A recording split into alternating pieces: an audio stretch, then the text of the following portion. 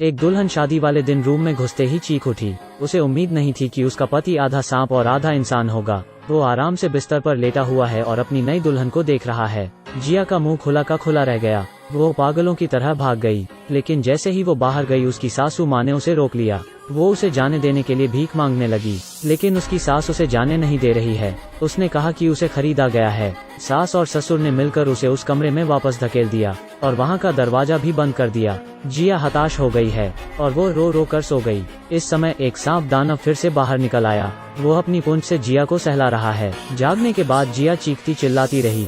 जिया की चीख सुनकर सर्प दानव और अधिक उत्साहित हो गया। सांप दानव वही खड़ा रहा और उसे देखता रहा है। जिया ने सांप दानव को चूहे दानी से मारा। अनजाने में वो एक छोटे कमरे में घुस गई। उसे एक लोहे की छड़ मिली और उसने खिड़की खोलने की कोशिश की, लेकिन वहां से निकलना मुश्किल है। लेकिन सांप दानव अभी भी पीछा कर रहा है। जिया काफी मुश्किलों के बाद वहां से भाग गई और जाकर एक आदमी से टकरा गई। सांप अभी भी पीछा कर रहा है। सांप को देखकर भीड़ वहां से भाग गई। बस 2 गांव वाले उससे लड़ने की कोशिश करते हैं, लेकिन सांप दानव ने उसे वहीं मार डाला। सांप दानव को भगाने के लिए गांव वाले ने एक मशाल उठाई। अगली सुबह जिया अचानक से ही डर गई। वो थोड़ी सी बात में बस डर गई थी। दूसरी तरफ उसकी सास एक डब्बा लेकर सांप दानव के पास गई। उसने उसके टूटे हुए दिल को दिलासा दिया, लेकिन सांप दानव 40 साल से अकेला है। वो गुस्सा हो जाता है, तभी डब्बे में से एक चूहा बाहर आता है। वो उस छोटे चूहे को उठा लिया। ठीक उसी समय जिया के सास और ससुर बात कर रहे हैं कि वो लोग एक नई दुल्हन खरीद लाएंगे, लेकिन तभी किसी ने दरवाजा खटखटाया। उन्होंने दरवाजा खोला और देखा कि बाहर जिया खड़ी है। वो दोनों ये देखकर दंग रह गए। उसने कहा कि वो फिर से नहीं भागेगी। वो देर रात दूध का बर्तन लेकर जा रही है। उसने चुपचाप से उसमें एक द्रव्य मिलाया। उसने दूध को सांप के बिल के पास रख दिया। सर्प दानव बाहर आया और जल्द ही सारा दूध पी लिया। उसने पीछे मुड़कर जिया को देखा। वो जब गुस्से से जिया की तरफ आगे बढ़ता है, अचानक उसके शरीर से एक चमकदार रोशनी बाहर आती है। वो कुछ ही समय में गिर जाता है। जिया मुस्कुराई और दरवाजा खोला। वो काफी खुश लग रही है। जल्द ही एक सुंदर आदमी ने दरवाजा खोला। जिया को पहली नजर में उससे प्यार हो गया। वो उसकी छाती को सहलाते हुए उससे बात करने लगी। वो कहती है कि वो उसका प्यारा दूल्हा है। दरअसल गांव के मुखिया ने जिया को एक रहस्यमय बोतल दी है। उसने बताया कि वो एक इंसान ही है। उसने जिया को सारी सच्चाई बताई। एक बार एक सर्प दानव था जो चाहता था लोग उसे हमेशा प्यार करें।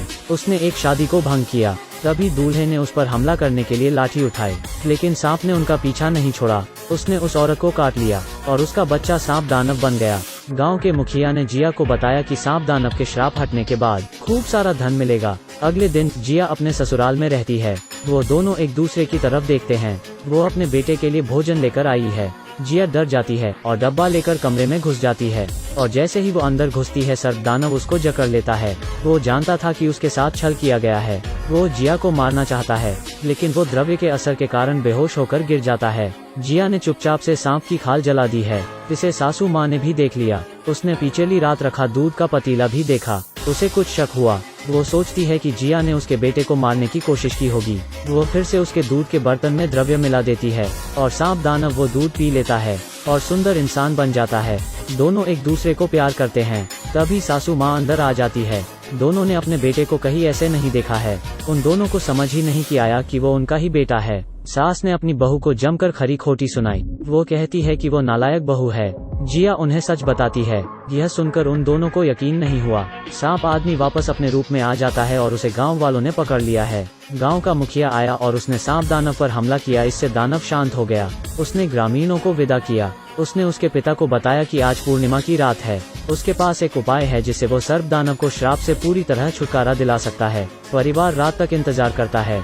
जल्द ही चंद्रमा पूर्ण होने वाला है। उन्होंने नाक को नीचे रख दिया। मुखिया ने उसे एक रहस्यमय द्रव्य खिलाया। मंत्र की ध्वनि के साथ सर्प दानव जाग जाता है, लेकिन सर्प दानव जो अभी अभी उठा गुस्से की स्थिति में है। वो काफी भूखा है। उसे शांत नहीं कर सकते। सर्प दानव के शरीर में से अजीब सी रोशनी बाहर आती है। उसने जिया को काट लिया। सर्प दानव जमीन पर गिर गया और जिया बेहोश हो गई। उसके पति को श्राप से छुटकारा मिला, लेकिन सांप के काटने के वजह से जिया अब सांप दानव बन चुकी है।